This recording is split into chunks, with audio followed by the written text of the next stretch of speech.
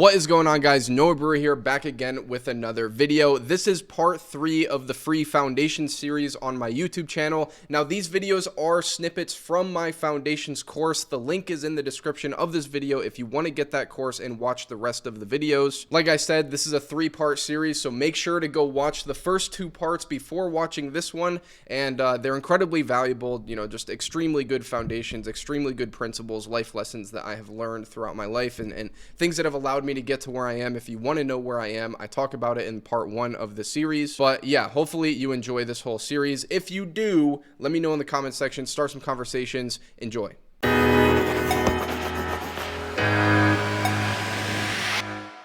Instead of telling you to just think bigger, because everybody's walked by a poster that just had "think bigger" written on it, I want to tell you that all of your decisions are altered by your end goal. And the reason I bring this up is because basically, if you are thinking small, like for example, if like, let's just say that your goal is to be a millionaire, right? Like you just want to have like $1 million cash or $1 million equity in something, and that's all you want. Every little thing that you do to get to that point is going to be altered by this end goal, by this vision that you have of where you're going to be at the end of it. And it's going to be very difficult if, say, one day you wanted to come out and say like, oh shit, $1 million isn't enough, I want more, and now you have a new goal of 10 million. It's going to be very, very difficult for you to start making $10 million decisions when the past 3 years you've been making $1 million decisions, because every single decision that you make, every single vision that you paint, every single goal that you set, the micro goals, the big goals, it's all altered by the end goal. It's all altered by whatever you think you will be happy with at the end of the day, is how you are going to operate on the day to day. So if, for example, in order to get to $10 million, you have to take bigger risks. You have to make different moves. You have to, value long-term stuff over short-term stuff, like in ways that you wouldn't have to if your goal was just to make $1 million. And if your goal is just to make $1 million, sure, you might make $1 million, but like most of the decisions, most of the things that you do to get you there are only going to serve you to make $1 million. They're not going to serve you to make 10 million. So instead of sitting here and telling you to think bigger, I want to get you to understand this concept, because once you understand this concept, you're going to be able to alter your end goal to, be a much bigger and broader and more flexible thing, so that, your decisions are, more geared towards other areas. Like, for example, I've always known that I wanted to be a fucking disgustingly massive real estate investor. And it was just a part of my end goal. Like when I envisioned myself, when I made it, when I'm like 50 years old, rich as fuck, real estate was always a part of that. So one of the decisions I made very early on when I was 18 years old was I bought my first rental property.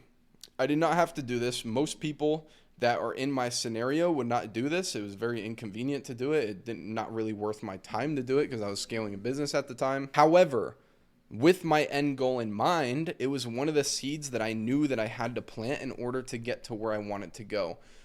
If my end goal was not that big and my end goal was just, to make $1 million and call it a day, then I probably would not have been looking into real estate and how to get into that. And that obviously has made me a ton of money and set me up in a lot of ways that have been very beneficial to me, especially as I'm scaling my companies and I need access to capital and these types of things. Real estate has provided me security and provided me access to capital and these types of things, so I can do the things that I need to do to get to the next level. So you just have to understand this. I don't want to just sit here and tell you to think bigger, because anybody can say that. What I want you to understand is that every little thing that you do has a ripple effect. And if you're thinking small, this is why it damages you, because you start making decisions with that end goal, with that small end goal in mind, and it just positions you to just achieve a small goal, which is not, you can do it. Like, obviously, if your goal is to be a billionaire, you can argue that that's not big enough. You can argue that that's too big. You can argue whatever. It's just something you want to be aware of, that, for example, if I wanted to be worth $10 billion one day, Would I have drop shipped for as long as I was? Probably not. I probably just would have made just enough money to keep myself alive so I can live in my parents' basement, so that I can grow a software company and do some bullshit like that, right? Because those are the types of things that you have to do to get to those types of net worths. So you got to understand where you want to be, and you got to understand that it's going to alter every decision that you make along the way. And if you ever change your mind, it's going to be difficult and that's why it's going to be difficult, because you're going to have to rebuild a foundation based on this new end goal, based on these new decisions that you're making with this new end goal. And there's a very big delay there. And I am going through this right now as we're speaking. This is part of the reason why I know it. Because, I did have a very small end goal. I wanted to be worth $10 million.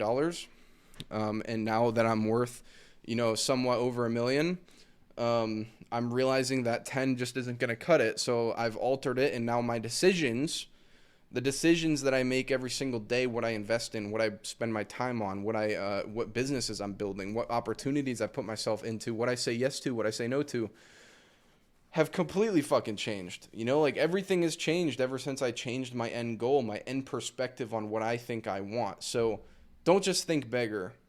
Think about where you actually want to be, and then understand that everything that you do needs to gear yourself towards that end goal, and it naturally will, just subconsciously, because you know that you need to be here, and you're going to start working towards that area. So take that as you will.